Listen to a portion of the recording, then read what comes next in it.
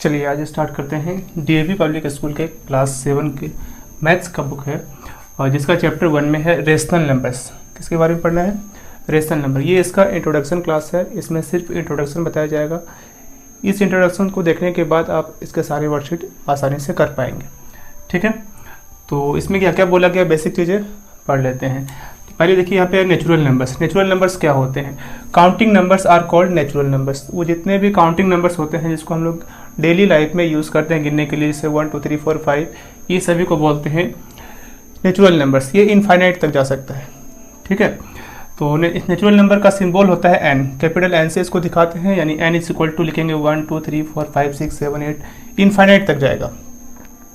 ठीक है, smallest natural number जब पूछा जाए तो वो 1 होता है, जबकि लार्जेस्ट नेचुरल नंबर बोला जाए तो हम लोग फाइंड ही नहीं कर सकते कि लार्जेस्ट नेचुरल नंबर कौन सा होगा, इसलिए यहाँ पे होगा इनफाइनाइट। ठीक है, जीरो याद रखना, zero is not a natural number. Zero एक नेचुरल नंबर नहीं होता है। तो जीरो क्या है, किस में आएगा, इसके बारे में आगे पढ़ेंगे। नेक्स्ट है whole numbers. Natural numbers along with zero are called whole numbers. तो नेचुरल नंबर के साथ साथ अगर जीरो भी इसमें शामिल हो जाए तो उसको बोलेंगे होल नंबर्स। ठीक है, देखिए एग्जाम्पल 0 1 2 3 4 5 6, ये कहाँ तक जाएगा? इनफाइनाइट तक। स्मॉलेस्ट होल नंबर क्या होगा? Zero. Smallest whole number zero, जबकि इसका भी जो है लार्जेस्ट होल नंबर हम लोग फाइंड नहीं कर सकते, कहाँ तक जाएगा ये भी पता नहीं है। ठीक है, इसलिए यहाँ पे लिखा है इनफाइनाइट। तो नेचुरल नंबर और होल नंबर में क्या डिफरेंस है समझ में आ गया। अगर जीरो आ जाए उसमें तो वो होल नंबर आ जाएगा, और अगर जीरो नहीं आए 1 से स्टार्ट हो तो वो नेचुरल नंबर होगा। नेचुरल नंबर स्मॉलेस्ट में अगर पूछा जाए स्मॉलेस्ट नेचुरल नंबर कौन सा है तो 1 होता है। स्मॉलेस्ट होल नंबर कौन सा है तो जीरो। ठीक है, चलिए इसके आगे देखते हैं। इसके पहले हम लोग देखे थे नेचुरल नंबर और होल नंबर क्या होता है। उसमें एक चीज़ छूट गया है, होल नंबर को किससे डिनोट किया जाता है? तो होल नंबर को डिनोट किया जाता है W से ही। ठीक है, याद रखना है, होल नंबर को डिनोट किया जाता है W से ही। ठीक है, नेक्स्ट पॉइंट है इंटीजर्स। तो इंटीजर्स क्या होता है? All whole numbers their negative along with zero are called integers. तो जितने भी होल नंबर होते हैं 0 1 2 3 4 5, नेगेटिव में भी, यानी इंटीजर्स भी क्या कहलाएंगे? इंटीजर्स में आएगा होल नंबर, जीरो, और इसके साथ साथ नेचुरल नंबर भी आएगा। ठीक है, तो नेगेटिव नंबर्स आ गया, जीरो आ गया और होल नंबर भी आ गया, तो वो सबको मिला करके जो है बोलेंगे एक साथ इंटीजर्स। ठीक है, तो एग्जांपल में देखते हैं 0 1 2 4 100 -1 -2 -3, ये सब क्या है? इंटीजर्स होता है। ठीक है, यानी जितना भी नंबर है नेगेटिव में हो, पॉजिटिव में हो, इसके साथ साथ जीरो भी हो, तो उसको बोलेंगे इंटीजर्स। ठीक है, तो इंटीजर्स को डिनोट करते हैं हम लोग जेड से। ये याद रखना है, आगे काम आएगा। 11 12 में इसका यूज़ आता है जेड से, जब सेट्स बनाते हैं तब इसका यूज़ आता है। ठीक है, तो इंटीजर्स का सिंबल क्या है? जेड होता है। और इसके बाद नेक्स्ट पॉइंट है फ्रैक्शन। फ्रैक्शन क्या है? तो fraction is a part of a whole number. Fraction क्या है? एक होल नंबर का ही पार्ट होता है। जैसे मान लीजिए कि एक यहाँ पे कोई डब्बा है। ठीक है, तो ये पूरा है, तो ये इसको बोलेंगे ये पूरा होल है। ठीक है, जब इसको दो पार्ट में डिवाइड कर दिए तो क्या हो गया? ये दो पार्ट में डिवाइड हो गया, तो इसको बोलेंगे एक पार्ट मान लीजिए ऐसे शेडेड कर दिया। ठीक है, तो शेडेड पार्ट को हम लोग क्या बोलेंगे? 1/2। तो ये 1/2 कहाँ से आया? तो होल का ही पार्ट आया है 1/2। ठीक है, तो फ्रैक्शन क्या है? तो fraction is a part of whole number. ठीक है, fraction is the ratio of two natural numbers. तो फ्रैक्शन क्या है? दो नेचुरल नंबर का रेशियो होता है। जैसे इसको लिखेंगे तो हम लोग कैसे लिखेंगे? मान लेते हैं इसको, इसी को लिखना है तो 1:4, 2:3, ये हो गया 3:8, ये सब क्या है? तो ये रेशियो के फॉर्म में है। ठीक है, इसके बाद देखेंगे हम लोग प्रॉपर्टीज ऑफ फ्रैक्शन। फ्रैक्शन का क्या क्या प्रॉपर्टीज है? छोटा सा टॉपिक है, एक बार देख लीजिए, चैप्टर में थोड़ा सा यूज आएगा, कुछ खास नहीं है इसमें।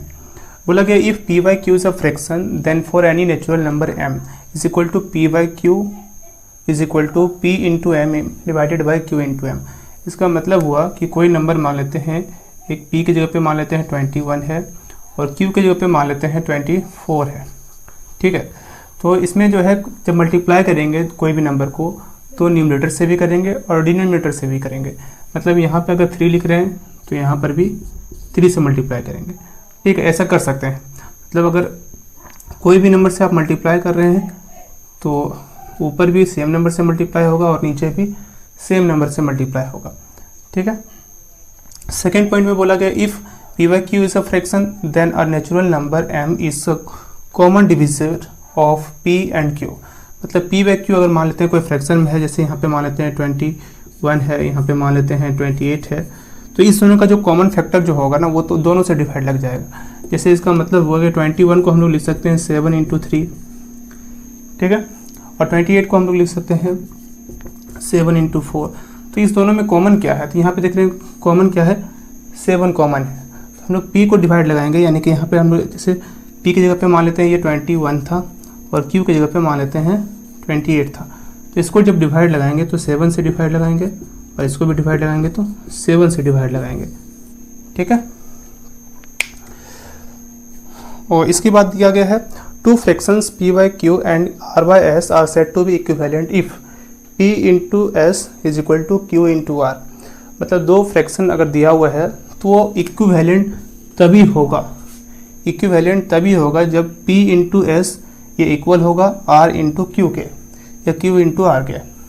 ठीक है। मतलब ऐसे देखिए p into S is equal to Q into R, ये इक्वल होगा। जैसे एग्जांपल लेकर के समझते हैं, इसे p की जगह पे मान लेते हैं 2/3 है और यहाँ पे मान लेते हैं 4/6 है। ठीक है। p बाई क्यू की जगह पे लिए हैं 2/3 और r बाई एस की जगह पे लिए हैं 4/6। ये इक्विवेलेंट तभी होगा जब ये दोनों का मल्टीपल और ये दोनों का मल्टीपल सेम आए। जैसे 4 × 3, 4 × 3 कितना होगा 12 और इधर से 6 × 2 ये भी 12। तब हम बोल सकते हैं कि ये नंबर और ये नंबर दोनों क्या है, इक्विवेलेंट है। मान लेते हैं कि ये डिफरेंट आ गया है, यहाँ लिए 2/3 और इधर लिए हैं 7/4। तो क्या ये दोनों इक्विवेलेंट है, तो हम लोग मल्टीप्लाई कर रहे हैं तो 3 × 7 is equal to 21, 4 × 2 is equal to 8। तो ये नंबर जो है इक्विवेलेंट नहीं है। ठीक, चलिए सी नंबर तक तो देख लिए। इसके बाद डी नंबर में बताया गया है प्रॉपर्टीज ऑफ फ्रैक्शन का डी नंबर में कि a fraction p by Q is said to be in its simplest form if p and q have no common factor other than 1। मतलब कोई भी फ्रैक्शन है वो सिंपलेस्ट फॉर्म में तभी कहलाएगा जब इसका 1 के अलावा और कोई कॉमन फैक्टर नहीं हो। जैसे देखिए ये 19 बाय हम लिख रहे हैं 37, इस दोनों में कॉमन फैक्टर क्या होगा, इस दोनों में इसको जो है हम प्राइम फैक्टराइज करेंगे तो 1 × 19 लिखेंगे और इसको प्राइम फैक्टराइजेशन करेंगे तो 1 × 37 लिखेंगे। यानी कि कॉमन फैक्टर क्या है 1 के अलावा अगर कोई दूसरा जो है कॉमन फैक्टर आ रहा है इसमें, तब वो क्या होगा, सिंपलेस्ट फॉर्म में नहीं होगा। ठीक है। लेकिन अगर सिर्फ 1 ही कॉमन फैक्टर हो और इसके अलावा कोई भी कॉमन फैक्टर नहीं हो तो इसका मतलब वो नंबर सिंपलेस्ट फॉर्म में है। जैसे ये नंबर क्या है, तो ये नंबर जो है सिंपलेस्ट फॉर्म में है। ठीक है। और मान लीजिए अगर लिख रहे हैं 42/84। ठीक है। तो इस दोनों में देखिए कॉमन क्या है, तो इस दोनों को हम डिवाइड लगा सकते हैं 7 से भी। 7 से जाएगा ये कितने बार में, तो 6 टाइम्स में, और ये 7 से 12 टाइम्स में। फिर और भी घटा सकते हैं, यानी कि 6 1 6, 6 2 12। यानी इसके अंदर जो है और बहुत सारे कॉमन फैक्टर्स थे, 2 भी था 7 भी था। ठीक है। इसलिए जो है इसका सिंपलेस्ट फॉर्म 1/2 आया। अगर 1 के अलावा कोई भी कॉमन फैक्टर दोनों में हो तो वो सिंपलेस्ट फॉर्म में नहीं होगा, उसको काट करके सिंपलेस्ट फॉर्म में चेंज करना होता है। और इसके बाद है fraction can be expressed as. Fraction को हम लोग अलग अलग तरीके के अलग अलग रूप में एक्सप्रेस कर सकते हैं। जैसे देखिए p बाई क्यू ये ग्रेटर देन होगा r बाई एस से। ठीक है। सॉरी p बाई क्यू ये स्मॉलर देन होगा r बाई एस से। कैसे, तो अगर p इंटू एस यानी ये नंबर को मल्टीप्लाई करेंगे इससे और q इंटू आर यानी ये नंबर को मल्टीप्लाई करेंगे इससे, बड़ा हो जाए तब। तो जैसे देखिए यहाँ पे 2 इंटू अगर 3 कर रहे हैं तो क्या आएगा 6, 1 इंटू 5 करेंगे तो कितना आएगा 5। तो ये क्या है, इससे ग्रेटर देन है। ठीक है। अगर p into S smaller than हो गया है q इंटू आर से यानी कि 6 से, तो हम लोग बोले फ्रैक्शन को डायरेक्ट इस फॉर्म में लिख सकते हैं। इसका सेकेंड पार्ट देखिए। सेकेंड पार्ट क्या है, p by Q is equal to r by S. इसके बारे में तो पहले भी बताए थे। देख लीजिएगा वीडियो बैक करके। If P into S is equal to Q into R, अगर मान लेते हैं P इंटू एस ये Q इंटू आर के इक्वल हो तो हम लोग डायरेक्ट बीच में इक्वल लिख सकते हैं।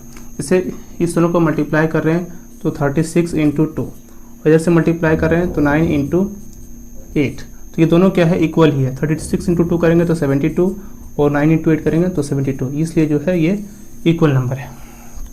ठीक है, और इसके बाद वाला पॉइंट में देखिए क्या बोला गया है, P बाई क्यू ये ग्रेटर देन है R बाई एस से। ठीक है, तो P बाई क्यू अगर ग्रेटर देन हो R बाई एस से तो हम लोग डायरेक्ट जो है P इंटू क्यू एस और Q इंटू आर ग्रेटर करके लिख सकते हैं। तो जैसे देखिए यहाँ पे 5 इंटू अगर 9 करते हैं और इधर से 2 इंटू 8 करते हैं तो ये क्या हो जाएगा, इससे ग्रेटर देन हो जाएगा। ठीक है, यानी ये हो गया 45 और ये हो गया 16। ठीक है, तो P by Q greater than R by S तभी होगा जब इस दोनों को मल्टीप्लाई कर रहे हैं ऐसे, ये बड़ा नंबर आ जाए, इस दोनों को मल्टीप्लाई कर रहे हैं ऐसे R इंटू एस से तब। ठीक है,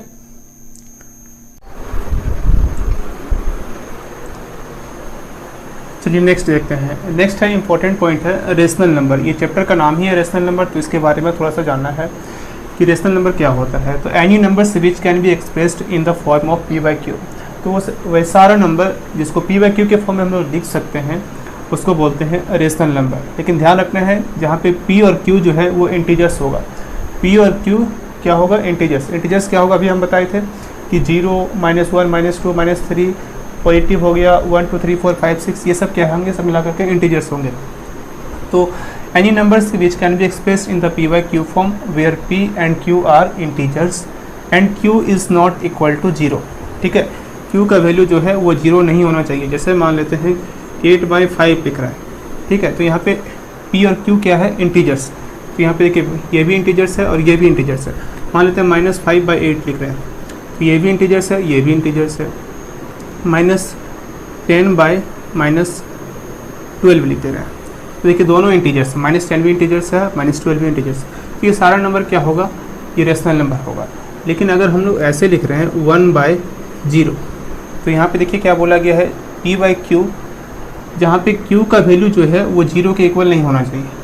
ठीक है, तभी वो रेशनल नंबर होगा। लेकिन यहाँ पे Q का वैल्यू क्या आ गया, अगर इसको P मान रहे हैं और इसको Q मान रहे हैं तो ये Q का वैल्यू कितना आ गया, 0।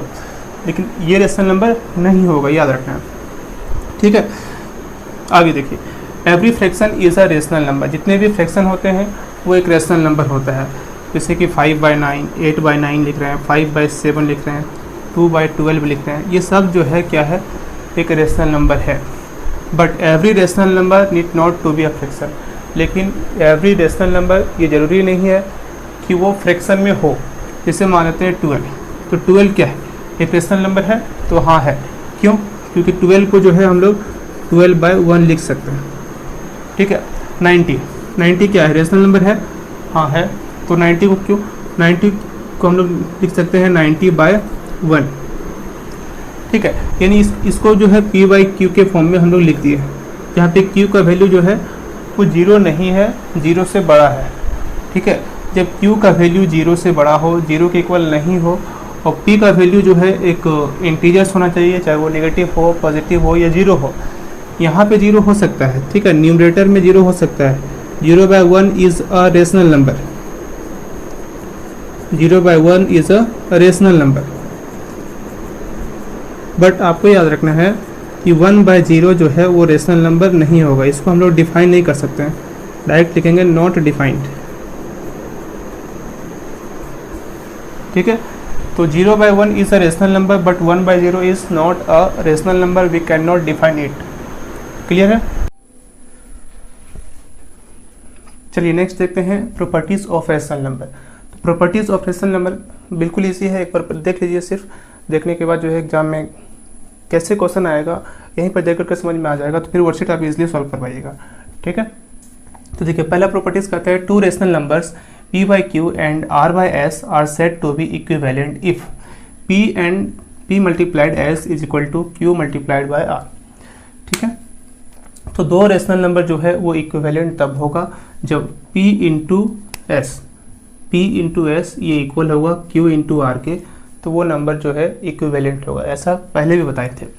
ठीक है, जैसे मान लेते हैं 4/9 है और इधर से 3/9 बाई 3 ले लेते हैं।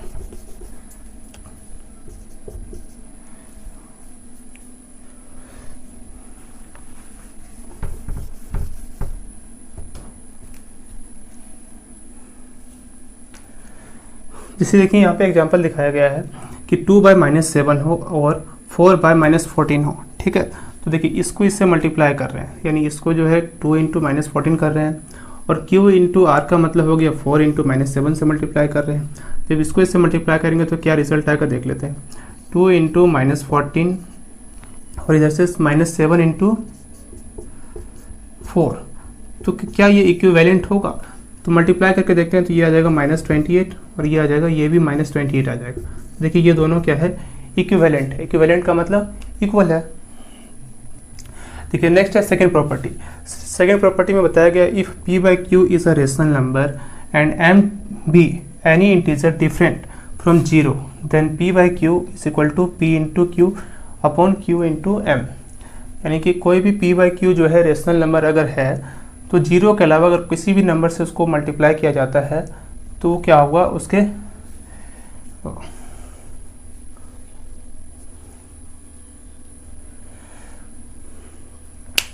तो उसको जो है किसी भी नंबर से मल्टीप्लाई करके आगे बनाया जा सकता है। जैसे मान लेते हैं 4/9 लिखा हुआ है। ठीक है, तो जिस नंबर से मल्टीप्लाई करें न्यूमरेटर को, उसी नंबर से हम लोग डिनोमिनेटर को भी मल्टीप्लाई करते हैं।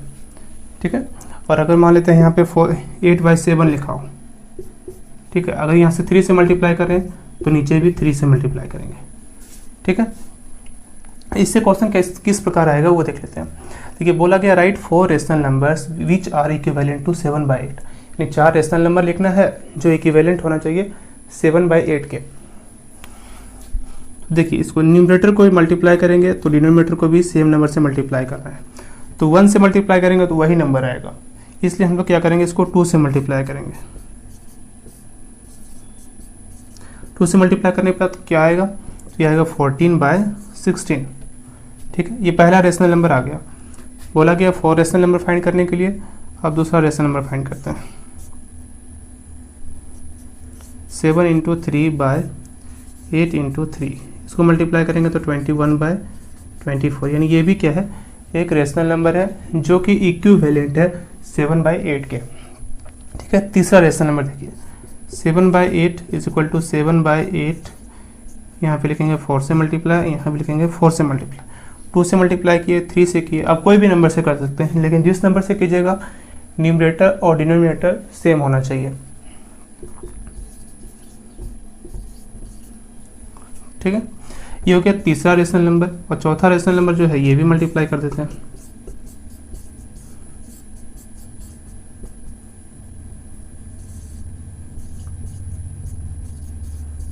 तो देखिए 4 रेशनल नंबर फाइंड हो गया है, 1 2 3 4, जो कि इक्विवेलेंट है। इक्विवेलेंट का मतलब इक्वल है, किसके इक्वल है, तो 7/8 के इक्वल है। ठीक है, चलिए नेक्स्ट पॉइंट देखेंगे हम लोग, standard form of a rational number. कोई भी रेशनल नंबर है उसको स्टैंडर्ड फॉर्म में कैसे चेंज कर सकते हैं या फिर सिंपलेस्ट फॉर्म में कैसे चेंज कर सकते हैं। स्टैंडर्ड फॉर्म या और सिंपलेस्ट फॉर्म दोनों सेम होता है, याद रखिएगा। ठीक है, तो जैसे देखिए कोई भी नंबर है, मान लेते हैं -14/-26 ले लेते हैं। ठीक है, ये कोई रेशनल नंबर है, इसको स्टैंडर्ड फॉर्म में चेंज करना है तो क्या करना होगा। तो सबसे पहले आपको ध्यान में रखना है, फर्स्ट स्टेप में क्या करना है, स्टेप वन में क्या करना है, तो स्टेप वन में आपको क्या करना है, डिनोमिनेटर को पॉजिटिव करना है। तो डिनोमिनेटर को पॉजिटिव कैसे करेंगे, तो माइनस से मल्टीप्लाई कर देते हैं न्यूमरेटर को भी और डिनोमिनेटर को भी, तो ये क्या हो जाएगा, प्लस में हो जाएगा। जैसे देखिए 14 × -1 डिवाइडेड बाय -26 × -1। ठीक है, जब इस दोनों को मल्टीप्लाई करेंगे तो क्या होगा, तो ये हो जाएगा -14, और इस दोनों को मल्टीप्लाई करेंगे तो क्या हो जाएगा, माइनस इंटू माइनस प्लस हो जाता है। ठीक है, तो ये हो जाएगा -14/26। ये भी स्टैंडर्ड फॉर्म में नहीं आया, इसको हम और भी कटा करके सिंपलेस्ट फॉर्म में चेंज कर सकते हैं। तो इसको 2 से कटाते हैं तो 2 से जाएगा ये 7 टाइम्स में और ये 13 टाइम्स में।